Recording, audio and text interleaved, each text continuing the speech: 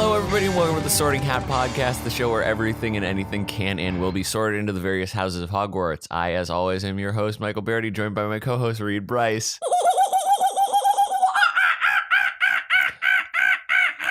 I'm so delighted that that's what you went with. I did it. Basic conceit of the show is that we have an expert or fan on a certain topic, and then we sort things within that topic into the various houses of Hogwarts. Today, we are joined by comedian, improviser, you might have seen her about the internet's Kimia Behpoornia. Yes, hello, thank you. Thank you for those positives. Mm-hmm. You're welcome. Yeah, before we went on the mic, Michael Barryte said that word, a positive, and both of us were like, what? It just means credits, folks. Michael went to college, we get it. No, not necessarily credits. It's just like the teacher, a positive, so-and-so and so-and-so, like, comma. This is making me more confused. Sorry, We need to be more honest, though. We have to be more balanced. I want to know Kimia's negatives. Oh. What are some negatives about yourself? Okay, so if a positives are credits, a negatives would be... Like your sins. My sins? Or like, what crimes see. have you committed? Tell us about... I steal sunglasses. Sunglasses? Yes. I was hoping it was actually just going to be the open of I steal. No, I have to end it because I don't, I gotta... It's more juicy that way if you know Right. what Yeah, I no. steal. Okay, we'll keep it there. Yes. Everyone, if you're on Kimia, hold on to your sunglasses. Keep them safe. Not from people, from stores. Oh! Yeah. Okay, you just admitted to shoplifting on our What? podcast. No one's gonna find me. For this. Um, Can't prove it. We only gave them your first and last name and the city you live in. Well, no. So you're a big fan of monkeys. Love monkeys. Yep. Hell yeah, it's monkey time, so guys. We are going to be sorting a handful of monkeys. We're going to be dealing with the capuchin monkeys, baboons, black howlers, eyes, which before Kimia was trying to identify the name, the exact phrasing was monkey with weird finger. And you know what? If you Google that, apparently it'll turn it up right away. Yeah, an eye is the first thing, and then a long-tailed macaque. Yeah. So just a small potpourri of monkeys. Where does your fascination with monkeys stem from, Kimia? You know what? This is fairly new, but I went hard on the monkeys. Usually when I'm sad or bummed out and I can't get out of a hole, I'll look up some monkey videos, some BBC monkey videos. Mm-hmm. So I've seen a bunch of clips of those on YouTube. And then also Netflix had this great documentary series called Monkey Planet. Oh. Uh-huh. Real fun. I watched that twice through. And so between these BBC monkey clips and Monkey Planet, I just love how stupid monkeys are and how there are so many different kinds of monkeys that all do weird different things. It's fun. What do you do to get out of a hole, Michael? When you're depressed, what do you go for? It usually is video games, like, and sometimes that does not work in my favor because I'm like, oh, I'll just play like some Mario Maker levels or Super Smash Bros. Online, which of course I'm playing against like troll levels or people who are way better than me. So Yeah. sometimes it results in me being like, I'm depressed and now I'm also angry. Yours doesn't sound helpful. Right. But I if, love that people are aggro on Mario Brothers. What the fuck? oh, Mario Maker, you can make your own Mario, like Super Mario Bros. Levels. And so people are just like, I'm going to make it with a bunch of invisible blocks. So like you jump to clear a thing and it's just like, fuck you. And you drop in a pit. What a Yeah, that jerk. seems like that game seems like it's designed to just be a fuck you then. Oh, Why but would you some, say? some people come up with amazing mechanisms and like different level creation and theming on it. It's really like when you get a good Mario Maker level, you are just like awed by people's creativity. If any of you are a fan of Mario Maker and unfamiliar with the YouTuber Seave, that is Seave, I would highly encourage you to check out his channel. There's a shout out to that guy. I have He's one also got question, a though. great accent. One question though, in this Mario Maker, can you make Mario have nipples? No, you're real obsessed with that Super Mario Odyssey photo of Mario on the beach. I mean, everyone. yeah. Everyone is. It's new. Like, we never knew for sure if he had nipples or not. Now we know. Yeah. Now we definitively are like, Mario's got nipples. The world is good. Yeah. We want to start with Capuchin. Yes. Great segue. They've got nipples. They do. There we go. Oh, They're- yeah. wow. I'm learning Speaking a of lot already. nipples, Yeah. Speaking of nipples, should always be the transition. Great. Yeah. If you're not familiar with this monkey, it's the Ross from Friends monkey. Oh, Right? is that your definitive, like, you gauge everything in the Friends pantheon of like how did it it tends to be if someone's like, get us a monkey for this movie or Yeah. whatever, this is the movie that the monkey that you're gonna get. Is Yeah. it the same monkey type that is in the Pirates of the Caribbean that is Yes. Barbossa's monkey? Yeah. Mhm. Gotcha. Probably any entertainment monkey is a capuchin monkey. Sure. Because you know what, this monkey has an approachable face. Tell us a little bit about capuchin monkeys, Kimia. Well, I know one specific capuchin monkey named Boo. He's got a great YouTube channel. His owner. Wow, we're giving a lot of loves plugs to the internet today. I guess so. But just since I watched these capuchin monkeys mostly on YouTube, I ran out of BBC clips, so I found Boo the monkey who does like regular human stuff. Like for Halloween, he's got a video carving a pumpkin, and he's also eats like crispy snack treats or plantain chips, and we see how Boo likes them. Basically, capuchin monkeys are super smart. That's why they use them in movies. And they're pretty friendly. And they're small. And they look like your cartoon version of a monkey. Like if you picture monkey in your head, that's what a capuchin monkey looks like. So that's what's up with those monkeys. Capuchins are also like whenever you would see an old timey organ grinder. You know, back when that was Yep. a vocation you could have. Yep. Are there any modern day organ grinders grinding out there hustling? You know I mean, what? I'm sure in that weird pseudo irony sphere of Yeah. like, I'm gonna be an organ, like that God, entertainer yeah, guy ugh. who is like, I'm gonna never let vaudeville die. Yeah, the same guy who like insists on using one of those bicycles with a giant wheel. Oh man, were Giant you front wheel? were What? Yeah. you a part of that group so Kimmy and I have done improv together, and we Yes. were outside of the old Comedy Sports Theater on Seward Street. We were hanging out outside. You obviously were not a part of Keep this. 'Cause telling you- the story, maybe. Yeah. There was a group of us outside. It was about midnight, and suddenly Great. a man fully dressed, like tails and a top hat, riding one of those like giant front wheeled bicycles, rode by in the middle of the street.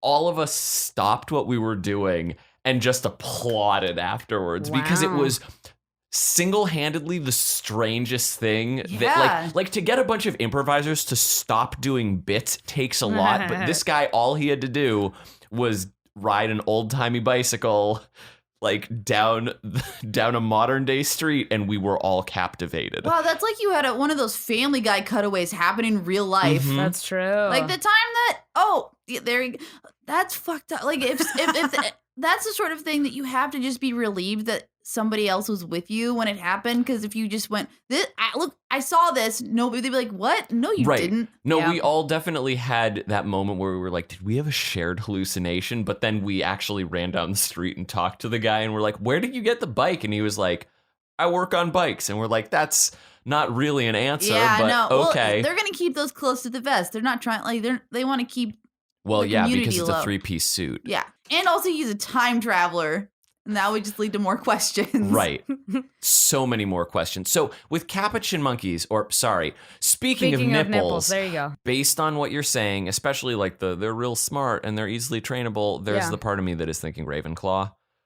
But I don't know if there are other factoids about capuchins that might sway me one direction or otherwise. Most of the day is spent foraging for food. They do take a little nap, and then at night they sleep. Mhm. And then So things that most creatures do. they're very adaptable and innovative. They're foragers, so they're really good. And apparently, they're great at catching frogs. Oh, interesting. Yeah. You know what? I just realized mostly I know domesticated capuchin monkeys like Boo, who lives in a home and not in the forest. Ross's monkey and the Barbossa monkey. These are all just entertainment capuchin monkeys. I don't know much about a capuchin in the wild. I feel like that capuchin in the wild might be in a different house. They might. I think they're going to be in. I think Central America, and also like they can even do stuff like they'll catch crabs and other shellfish, and they know to just crack them open on the rocks. So they're smart little dudes. Yeah. I'm again going with Ravenclaw. I mean, on this. Ravenclaw sounds correct. Oh, Granted, all monkeys are pretty damn resourceful. Like, what? That's true. Wasn't it? It was Jane Goodall with the chimpanzees who figured out that they use tools, correct? With like using the twigs into like anthills to farm out more ants or something. Yeah. No, I would agree with your assessment of it being Ravenclaw because they are considered the most intelligent of all of the New World monkeys. Whoa. Of the New World monkeys? You know, like the North and South Americas. Oh, I okay. see. I was like... No, I'm not talking about these OG monkeys, you know, from the street. No. I'm saying for the ones that were discovered on the new continents. Right. Yeah. It is very weird that we're still sort of referring to that as like the New World, at least as far as our sense goes. I mean, that's because Americans have no sense of time or scale. We should always refer to things in the cosmic sense of time. Like, when you think about it, man, everything's new. Everything's now, dude. Weird. So, does it change anyone's mind if I tell you that there's a video of a capuchin monkey getting a haircut? And it's very fun. It's wearing like that smock you wear when you get a haircut. Oh so my only God. its tiny head is sticking out. It is a 10-second video that I have watched too many times. I need to see this. What kind of haircut did he end up getting? Oh, it looks like a little mohawk, but you don't watch the video long enough to know because it's a 10-second video. You just see a little snippy snip and a monkey in a smock. I hope you liked it. Yeah. Okay, so speaking of nipples, baboons. Okay, baboons. Not really known for their nipples, truth be told. No. More for their butts. Yeah. Baboons are butt monkeys. Baboons are also, you all may know Rafiki. Yes. The baboon. Again, entertainment is like the you know what? vessel. Let's change this to monkeys in entertainment. That's really what I'm a fan and expert on. Since you were asking about the distinction, this is one of those old world monkeys. I got you. Yeah, it's from the African continent. Yeah, and they their butts are used, correct me if I'm wrong, because I may be. Their butts are used as distractions or power plays. Something about like having the reddest butt makes you the best baboon in the bunch. So genetics just sort of are the dictator of whether you're the alpha or not within a group. Yeah, you're just describing survival of the fittest. Sure. It's just an interesting distinction that they all like honed in on. All right, the reddest butt, that's our guy. Yeah, well, you also got to be big and strong and have like a big, strong red butt. So in a world where there is the reddest butted baboon that is petite, does he outclass the biggest baboon with the least red butt? I mean, I can't get into this without us giving away the end of my screenplay. Oh, okay. Baboons can live in captivity. They have recorded baboons living up from anywhere from 30 to 45 years. Okay. Are they herbivores? Oh no, I they're think omnivores, but mostly herbivores. Yeah. And they also are able to acquire orthographic processing skills. That basically means that's one of the things that can let you read. Oh, these can read? It's like one piece of like a few different things that you would need to be able to read. Because basically what that is, orthographic is basically like the set of standards that we have for making a language, I think. Correct me if I'm wrong, but aren't baboons pretty hostile as far as the monkey, like as far as monkeys go? They're on the more hostile side. They have the scary monkey smile with the sharp teeth. Yes. Yep. That's and that a baboon. also plays into them being omnivores. They got to chomp into something with like those large ass pointers. I think it all comes down to this reminds me of living in Joshua Tree. People would say like, be careful. You lived in Joshua Tree? Yeah, I went to high school there. Okay, keep going. And people would ask like, you know, are coyotes aggressive? And like there was like sort of like this weird sort of like thing that like people thought that coyotes would attack you. And I think baboons, it's the same case that it's mostly when humans interfere with their ecosystem or like, you know, are just like aggressive like with them. It's mostly usually just like a defense mechanism. It's not that they are offensively aggressive. When I was saying aggressive, I just meant like even within a pack of baboons, like there's a more frequent like it's a less docile community. They're more turbulent. Oh, probably. But this is like going way back to my what was it? It was Nature Planet, the Animal Planet. Yeah. Growing up as a kid, watched a lot of that, a lot of Steve Irwin, and if I recall correctly, this is me completely just like reaching through the ether of my mind, and I'm like, I think that was a thing. Yeah. But I do know that I Googled are baboons hostile? And one of the first things that came back was something called How to Survive a Baboon Encounter. So See, I would say great. that at the very least, you're at threat level yellow. But again, that's also framing it around human interaction. That said, Well, everything we know about baboons came from a human interacting with a baboon. probably, hopefully, as hands off as possible. right. To the sorting at hand, Yeah. I don't think they're Ravenclaws, and I don't think they're Hufflepuffs. I would agree with that because they're smart, but I guess angry. Yeah. And they're looking out for being number one. There's the part of me, and I hate to sort of slide in that direction, but I feel, and it's something like a biological or evolutionary sort of angle of needing order within the pack. Is it a pack? A pack of baboons? I mean, that sounds. It's certainly not correct. a murder of baboons. Nope, that's crows. I'm gonna say that they're Gryffindors, and here's why. Oh. Baboons are actually Twist. are in most of their habitats. They are actually a prey animal, and so their main predators are like I think crocodiles. Is it crocodiles or alligator? Yeah, it's like crocodiles, leopards, cheetahs, hyenas.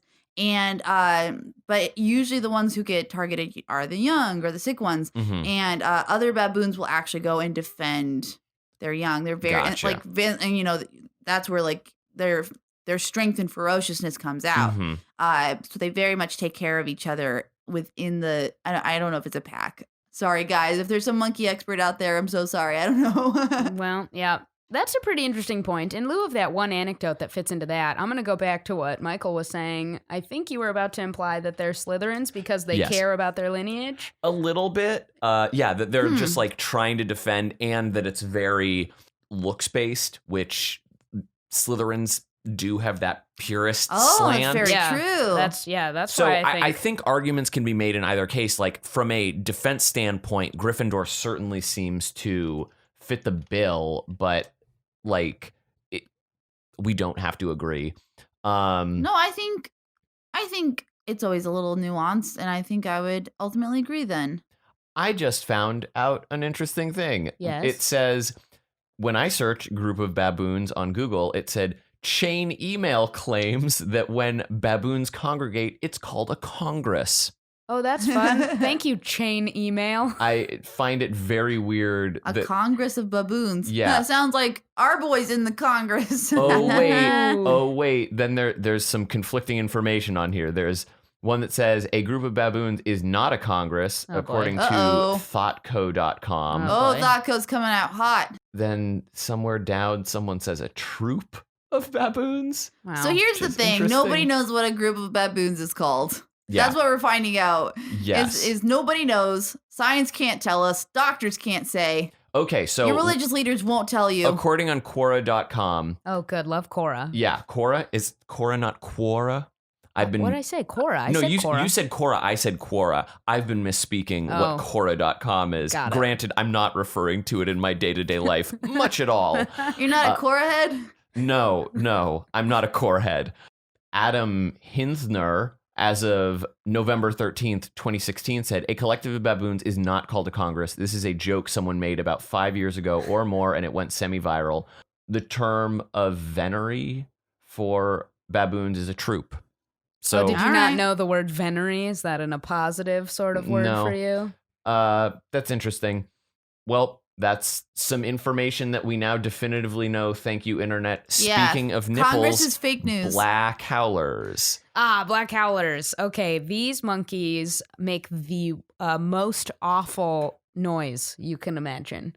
They live up in the trees like classic monkeys, but they live like in a bunch of trees in one certain area and they like hide, but a yell from places unknown. Just this screeching, howling Oh God, monkey That sound. sounds Lovecraftian. Yeah. I forget why they do it, which is probably the most important part of knowing about this monkey.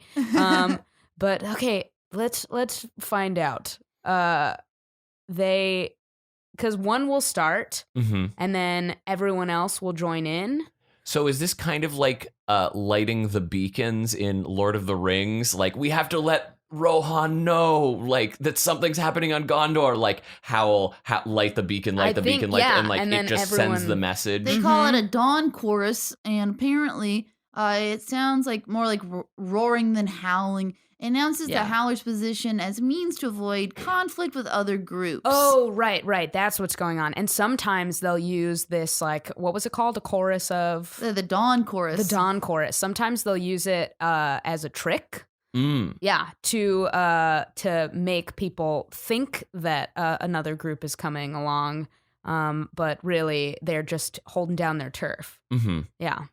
Now so they're a little crafty. They're real tricky. These are some New World monkeys. Great. And they sleep the majority of their day. Up to 70% of their day is spent sleeping. Whoa. And they mostly consist of eating plant matter, like just straight up leaves. Yeah, they're just up in those trees eating those leaves. I have to imagine that 70% of their day is spent sleeping, and then there's just like the one who just has to be like watching for a little bit. They finish their hour and then they go back to sleeping, because all that one has to do is start screaming, and then the rest just join. Yeah. Like, he's the alarm clock for the whole group. These monkeys got strong tails, and they spend the majority of their time up in the tree. They're only going to come down from the tree, even for like water, if it's like a dry spell. Otherwise, they wet their hands off of leaves and then lick their hands for water sources. And I'm sure they can get a fair amount of liquid just from within the leaves themselves. Yeah, most likely. So they're herbivores then. Yeah. Exclusively. Yep, and they stay up in those trees, and they protect their little group. So... It's not a Ravenclaw in my head. Nope. I already have it in my head, but you can do this. Do this elimination thing. I mean, this thing you do. I like it. Go do for more it. of it. I'm going between Hufflepuff and Slytherin. Where are you? I'm at a Hufflepuff. You're for at sure. a Hufflepuff? It's definitely a Hufflepuff. They're very community. They're community oriented. The only reason that I say Slytherin is because of the crafty misdirects But the that they misdirect is potentially to do. protect their own. Yeah. Valid, but also at the same time, Slytherins are known to protect their own. Like, they're That's very fair. like singular. Like, a Slytherin will protect a Slytherin to the ends of the earth. Well, okay, but one thing you have to realize is Slytherins are not conflict averse, whereas Howlers are doing this almost exclusively to avoid confrontation. They're trying to just ward it off at the past. You are very right, Reed. You are very right. Also, I don't know if like they stay in monogamous pairings for life, but they do mate monogamously when it comes time for mating season. They'll pair off into single pairs. And that seems very monogamous. I don't know. Monogamy Yes. seems like a very Hufflepuff thing to me. I don't know Sure. why. Monogamy. So Hufflepuff. Which one? What do you think is the polyamorous house? Probably a Hufflepuff because those. I would Hufflepuff say is Hufflepuff. polyamorous? Yeah, to me. Oh. Yeah, spread the seed all around. Ew, the don't say community. seed. Spread that Gross. seed. Spread that seed. You were told not to, so you were like, 2 more times? Yep. Is that what you need? That's I feel says a lot about me. Ravenclaw would be the Volcel house. They're like voluntarily celibate because we just got too much to do. Yeah. For sure. I think, like, do you think that Gryffindors are the key party group? I would say Gryffindors are the monogamous ones. Maybe the monogamous ones, maybe Key Party in the 70s, because Gryffindors probably have like people who think that they're hot enough to go to a Key Party. Right. Sure. Like, and just to me, like, the very concept of a key party is really everyone thinking that they can win the lottery on this one. Yeah. But, like, everybody who's going thinks that they're winning the lottery. So, like, there is no real winner on, like, that end. Like, everyone's like, I'm going to be going home with a hottie. And everyone's Whoops. like not Nope. quite the hottie going to the party. So then they all are like, well, here we are now. Got your keys. Fuck. Yep. I can only imagine you. I don't know if I can even imagine you being even in the room at a sex party and not having a complete nervous breakdown. I would be the person who just like probably mentally sort of collapses. And so I just like sit in the corner and I'm like, well, here I am. Yeah. This is happening. Like I'd observe and then I'd realize that that's creepy. And then be like, I guess I just have to let myself out. Like have fun, everybody. It was super good. Hey, so like I did make sure to like replace your ice trays because I took some ice. Like I refilled them. Why is that guy talking so much? We're trying to fuck over here. Like just if you guys wanted to like run ice cubes over one another, like and do the right thing, know that one scene with. I don't think this is weird. This is less of a joke and more relatable to me. Right? Like that's what I would do. I'm just at trying a to be sex helpful. Party. But yeah. Also, like if you guys run out of lube, like there's canola oil in the cabinets. Canola oil. Look, man. If desperate times may call for desperate measures. Yeah.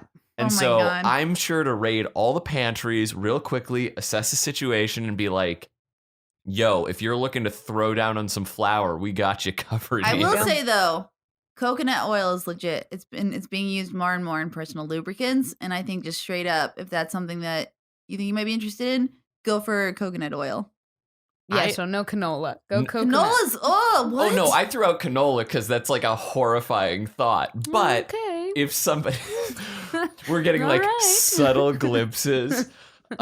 Speaking of nipples. Great segue. Let's go to those eyes. Oh, great. Okay, this is the monkey with a weird finger. Mm-hmm. So this monkey has one finger. Oh my God! If you're looking I just saw at a picture of this thing. Yep, it has a very scary face. But these are the ones with like the super large eyes. No, those their eyes are they're pretty big, but they're not the super large ones. Those they're are not like bush large, baby but eyes. they're creepy. They're creepy. They're like tiny beady eyes. Can you just like hold up your phone read across for me so I can kind of gauge it? This would be a lot easier if I just turned to the computer to the right of me and searched eye. But now that we're in this loop and as I'm talking to really just stall for Reed to present the phone to, I know what that is. Yeah, yep. They got giant ears and they're like red, beady, creepy eyes. It almost looks rodent-like. Yeah, it does. And it because it's a lemur. It's a lemur, right? That's I right. see. I don't know if there's a monkey lemur distinction, but oh well. If there is, you can come at us. Sure. What your Twitter handle is? Child Clown? Child Clown. Yeah. So you can tweet at Kimia at Child Clown, being like, "Lemurs are not monkeys, you dummy." Yeah. Did you know that the but word spelled dummy incorrectly? The etymology of the word lemur comes from the Roman word. In Roman mythology of the lemur, who were the shades or spirits of the restless or malignant dead. Mm-hmm. So lemurs, and this guy looks like a restless demon. Yes. Like not a strong one, but like some dude who's fucked up. Let me tell you about this eye's fingers. Okay. So it's got one long finger that it uses to poke around trees to find food. Mm-hmm. So what it does is it can take blood out of that finger completely. So it'll become like a cold, hard finger that it uses to tap the trunks of trees to listen to see if there's worms or bugs inside the tree. And then once it finds a place that the tap sound, I guess, alerts it that there's food in there, it'll reach into a hole in the tree, and then it can release blood back into its finger, so it heats up and can move now, and it'll wiggle around in that little hole, grab a worm, pull it out, and then eat it. There you go. You gotta watch a video of it. And you gotta see a photo of this creepy, creepy finger. Oh, that is the fucking lemur's hand. God. Everybody Google eye hand right now, wherever you are on the internet, just do it. But be prepared. If you're pregnant, maybe I don't know, what are those warnings they give you? This thing it's just disturbing. Straight up like spider nightmares. Oh yeah. Like this it is as if a tarantula leg were, but like even more, it's like the rats of Nim sort of spindly fingers that are reaching of like, Miss Frisbee, let me tell you a story. Like those sort of just creepy, needlessly disjointed movement. And I didn't even see an image of it moving, but I can simply imagine that this thing like also moves with like a slow sort of twitchiness almost to it. Yeah, well, actually, when it releases all the blood back into that finger to make it mobile, it can rotate around like 360 degrees, like swing around and scoop all the way around in that tree hole. Yeah, you gotta see the video. Yeah. They are, you know that these things are nocturnals. They're moving around in the night. Yep, they're it. They also are not the most social of all of the sort of like primates. They aren't entirely, like they're not entirely isolated, but you almost never see them grooming each other. They work alone. Huh. Yep.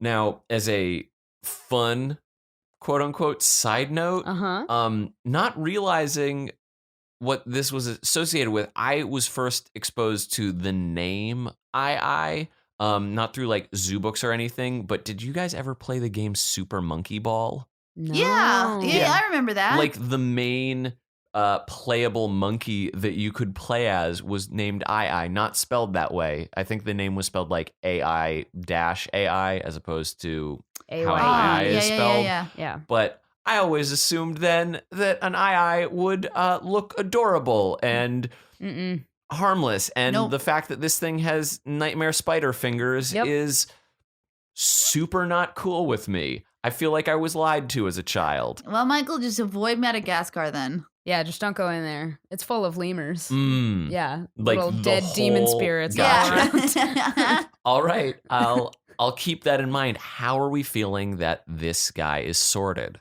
This is a spooky ass lemur guy. I'm gonna say Slytherin. Why wouldn't you?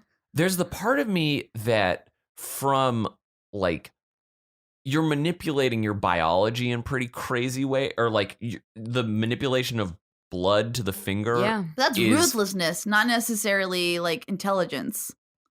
It has to take some. I know you're already arguing like it can't be a Ravenclaw. It can't. That's not how the biology works. It has nothing to do with I decided to make my finger this way. Right, absolutely. But that's an evolutionary trait that has obviously come to serve this thing and is like its calling card. Like, yeah, but biology is progeny driven. It's not intelligence driven. Evolution doesn't work by people deciding like, okay, well, I'm gonna, No, I understand that. I'm simply ding, saying ding, round one. I'm simply saying the utility of that sort of evolutionary track is something that is really remarkable, which makes me feel like historically, from its evolutionary standpoint, it is actually perhaps a Ravenclaw. Granted, I completely acknowledge that this thing is like, it's a demon spirit monkey thing. Literal creature of the night, solitary, and like goes after what it wants. Will make its finger into like a nightmare contraption and tear through trees. Yep. This is a Slytherin ass. That's a Slytherin. Speaking of nipples, the long-tailed macaque. This monkey is fun. I'm sure it's a monkey. This one's not a lemur. Okay, so this one I saw in a video about this monkey stealing from tourists. So what it'll do is, I think it's in, was it India or Indonesia? Correct me immediately. But what happens is when tourists are walking around, it'll snatch their like sunglasses or their hats or sometimes their So in phones. some ways, it's kind of like you stealing sunglasses. That's right. Great full circle move. Coming back to me and my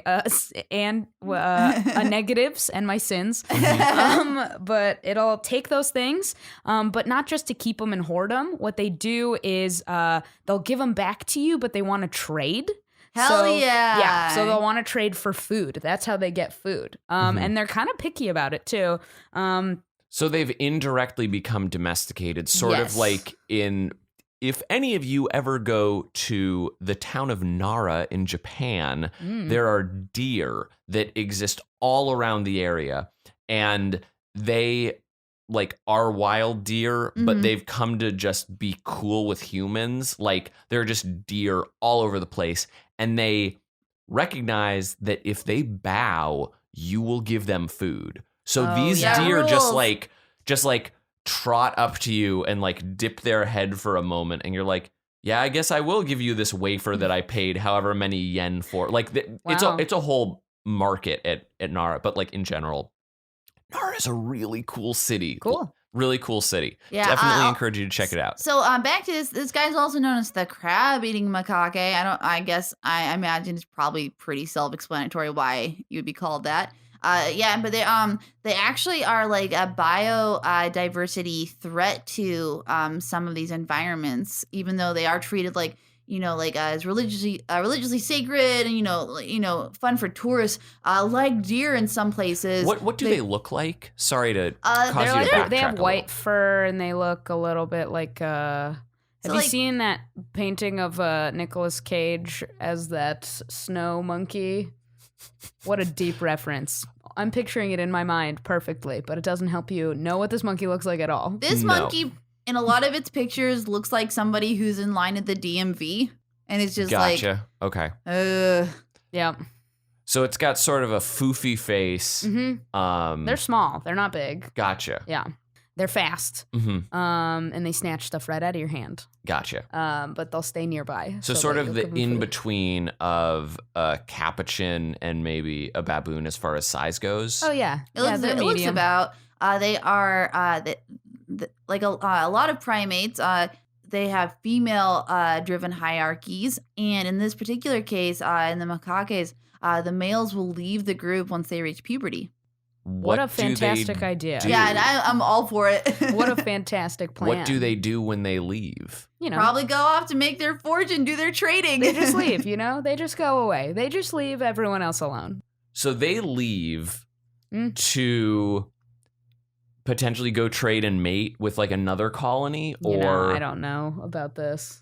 That's very It'll be like interesting. 20 females, and they'll keep like one or two dudes around for mating purposes. I think is what it is. They figured it out. What do you think as far as sorting goes? I don't know. Maybe they are Gryffindors? Why do you say that?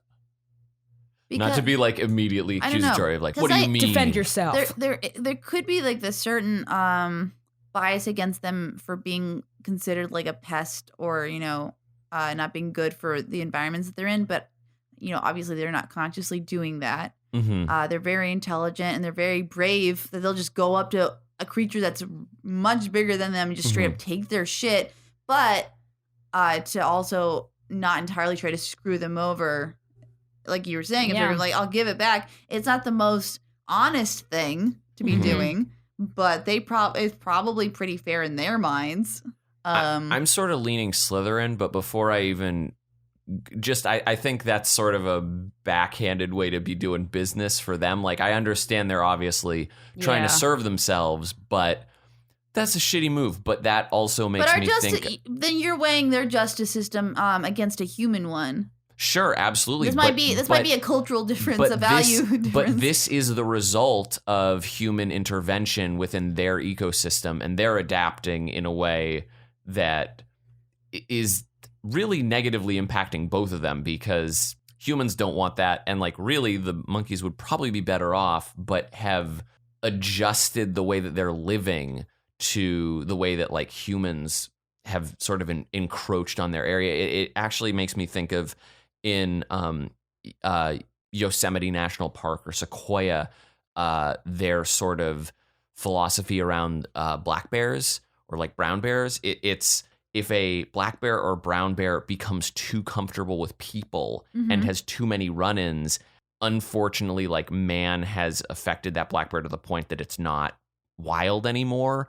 And so the only solution is to put the bear down. Yikes. Because it will just train the cubs that it has that, the way that you get food is you go to campsites and don't be afraid of people. Ugh. And it can lead to attacks or cars being ripped apart, which I completely understand that it's a situation like to the bear that it's like, this is easy food. Yeah. But it's rough. Also, just like as a general note, don't feed the animals when you're in a national park. Don't feed like them. that Oh, is please like, just don't. don't feed 'em. God damn it! like, Just I listen get to it. them. The chipmunks are cute, but they need to give us a respectful distance. They've been here long enough. They have their Yeah. thing going. They have their routine. I have a little piece of information that might sway you. Okay. This is to do with their group interactions within their own group. Mhm. And it's called kin altruism. And it's studies that they've done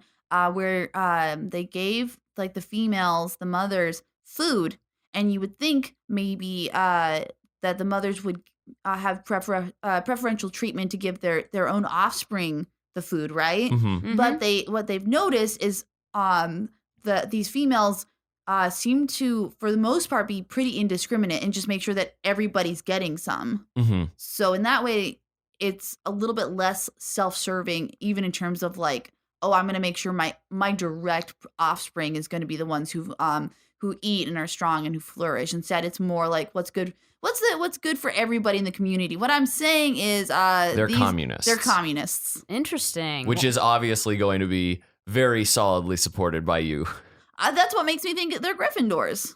Well, I think that they're Ravenclaws. Whoa! I know. Come on, give me up. What's your Ravenclaw? Well, I think they're Ravenclaws because they seem to have community figured out by sending the dude monkeys away, being mostly a tribe of lady monkeys, just using those two dudes for what they're useful for, mating, right? And also, they've been domesticated, sure, but they've figured out this system to get food. It's like a crazy way. They could just do tricks and be cute, right? Like this deer that bows or a chipmunk that'll come up to you and is just cute. But no, they'll steal a thing, know that you like your sunglasses, hat, or iPhone and will need it back. And they're also picky about the food that they'll get. They won't just take anything. So they're like smart about what they need, inside.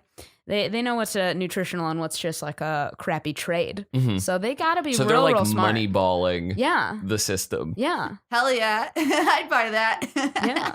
We don't have to necessarily agree on don't. anything. I think you've both argued valid points. I still feel that there's a degree of them that is a Slytherin. They're not a Hufflepuff, so we can definitively say that. And speaking of nipples, I would like to thank you, Kimia, for coming on to discuss monkeys with us. Oh, thank you so much for letting me talk about these monkeys. If we want to find more of you, I already mentioned your Twitter handle. My Twitter handle. Yes. Yep. Which is Child Clown. Child Clown. I think there's an underscore at the end of that because somebody else took Child Clown on Twitter but never uses it. That's frustrating. So frustrating. So dumb. Is there Child Clown _ send Kimia your videos of monkeys. That's Are right. there any other places online that you can be found? Yeah, I'm Child Clown also on Instagram. Those are the only two places, right? Gotcha. I don't post, so I don't know why I plugged it. But also I'm in Correct After Hours on the internet. Oh, very fun. Great series. Check it out. And also, I'm in some full screen videos, also on the internet. Those are my internet places. But also, mostly, I do stuff live. So come to UCB or IO, and I'm on some teams over there. Hell yeah. Hell yeah. If you want to see more from Reed Brice, you can follow them at That Dang Dingus on Twitter. You can follow me at Belated Media. We always appreciate it if you follow Sorting Hat _pod on Twitter because we're running a bunch of different Twitter polls so you can sort the random things that we tweet out on the daily at approximately 10 a.m. Pacific Standard Time. And also if you want to leave us a review on Apple Podcasts, we love your reviews. So thank you very much on this monkey-fueled episode of The Sorting Hat. You'll be hearing more from us later. Monkey. There wasn't anything more to that? No.